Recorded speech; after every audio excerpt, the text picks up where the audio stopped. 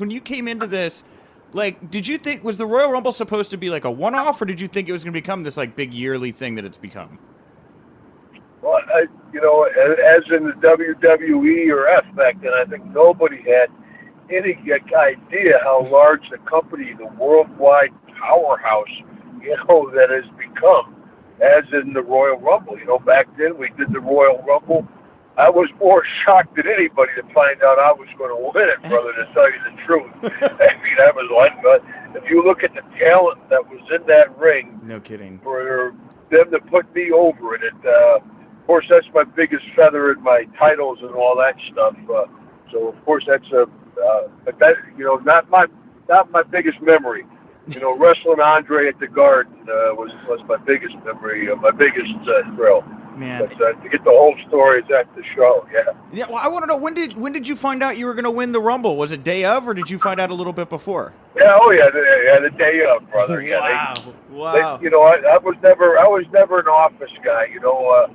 I'd never been to Vince McMahon's house. Pat never invited me to dinner. I was never an office guy. I did my deal.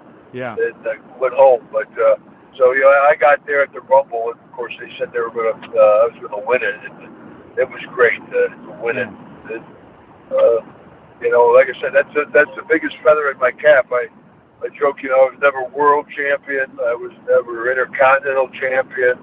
I was never tag team champion. I was lucky to win a match, Yeah. So to win the Royal Rumble was great, but of course that was my character. I don't care if I win the match, as long as I win the fight, tough guy. Yeah. Oh! Now, here's the thing, though. Of course, the Rumble now, if you win it, you're like guaranteed a world title match. Now, you did get to compete in the WrestleMania 4 tournament after the Rumble, but do you feel like, in hindsight, it'd been pretty cool if you'd have got a one-on-one match at Mania for winning that first Rumble? I'd like to get that payoff anyway, brother. But the thing about the title, my character was never much of a title guy. Like I said, I just needed the 2x4 and the flag of the United States of America. Nothing fancy, Dan, about Hacksaw Duggan, tough guy. So you want your champion to be like Flair, Hogan, Dolph Ziggler, Cena, somebody like that.